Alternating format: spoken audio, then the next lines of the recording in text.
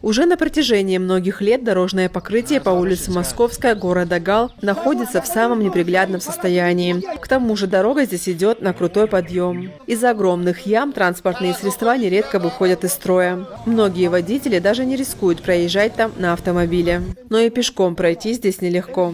За последнее время дорога испортилась настолько, что жители самостоятельно принялись ремонтировать убитую дорогу. Дорога у нас нету вообще. Не в этом году уже 5 лет там живем без дороги. Там живем. Я сколько раз звоню сюда. Нас говорит, помощу. Они не подходят, не идет нас. Потому что дорога, такая дорога вообще, даже вот тоже не может ходить. Вот такая дорога у нас. Я деньги занял, 5000 рублей. Нашу дорогу возят, ничего нет. Это надо платить. Мы пенсионеры сейчас, у меня под 80. Вот пенсионеры здесь пошли все, старые люди. Пешком еле ходим здесь. Вот за это машины, такси, скорые, не ходи оттуда, раз дорога нету. Пешком тоже еле ходит. Пешком тоже еле ходит. Еле, вот видишь, вот дорога такой. И за это нам это чуть помочь. Мы тоже себе тоже помогаем как-нибудь, что-то делаем. Но у нас это сколько селян нету.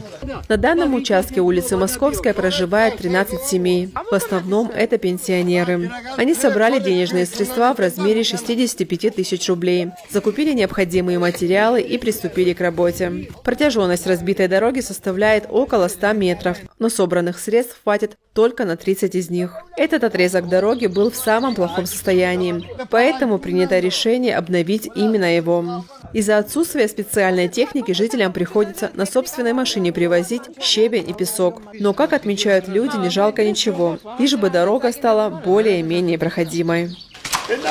Даже вот видно у нас техника тоже ничего нету. Мы сами руками, вот тачками возимся, вот это гравер туда засыпали, руками вот грузимся, вот на собственных машинах грузимся, чтобы поднять вот это гравер и чтобы вот это бетон приготовить. У нас ничего нету, чтобы вот помогать друг другу. Мы сами руками вот пасемся, руками с лопатками работаем. Вот молодые люди вот заставили, вот даже заставили, чтобы работать.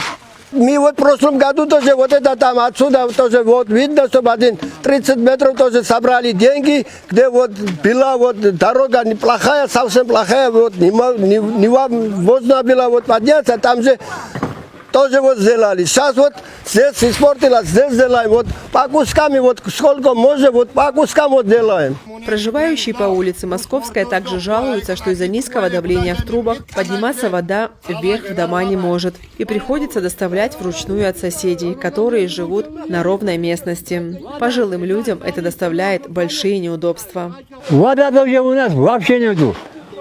Уже 10 лет вода нету, вот это технически вода пьем. А почему воды нету? Нету там канал, давления нету, надо. Там уже сломали трубу, там труба нету. Там я тачку хожу, на 300 метров тачку гравери, я не могу вообще ходить. А как вы без воды справляетесь? Технически вода у нас. Только технически вода, которую нельзя пить, нельзя вот даже умываться. Вот уже сколько лет? 3-4 года, чтобы у нас нету. Потому что вот давления нету, воды у нас не поднимается. Узнав о вопросах, волнующих горожан, глава администрации Галатского района Константин Пили отправился на встречу с жителями, где те поведали ему о своих проблемах. Он же, в свою очередь, пообещал их решить. Глава района также подчеркнул, что администрация всегда готова поддержать подобные инициативы горожан. Мы давайте сейчас посчитаем, или сейчас прямо на месте тоже можем сказать, мы вам поставим вот эту щебенку и сделаем цемент. Мы тоже вот здесь все Давайте, отлично, спасибо. Сейчас мы посчитаем, сколько вам надо щебенка, сколько цемент. А потом, когда все вместе с этим соберетесь, размешаете, одну день. Я тоже. Хорошо?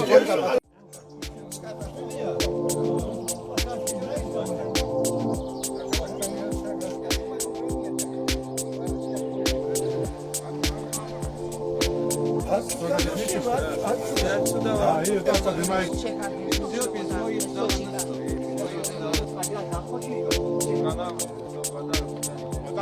Как будет сейчас?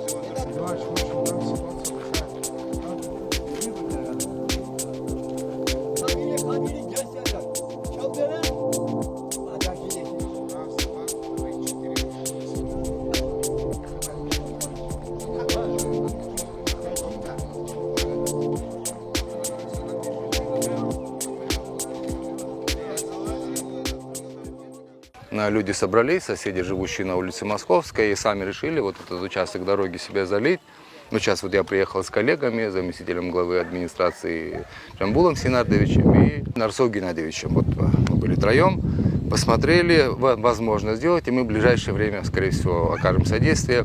Я же попросил, чтобы не затягивали, чтобы они сегодня же обратились в администрацию прямо письменно, чтобы у меня были полномочия дальше работать в этом направлении. И мы окажем содействие, поставим им и инертный материал, и цемент, то, что и дорожную сетку.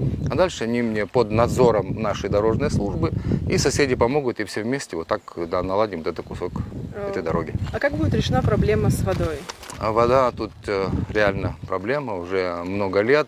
Тут что происходит? Наш водозабор Речкинский, он самотеком работает. И уровень не позволяет поднять. Но когда-то была насосная станция 30 лет назад, и сейчас они тоже обратятся, я поручу водоканалу, что прошли, поразведали, как линия.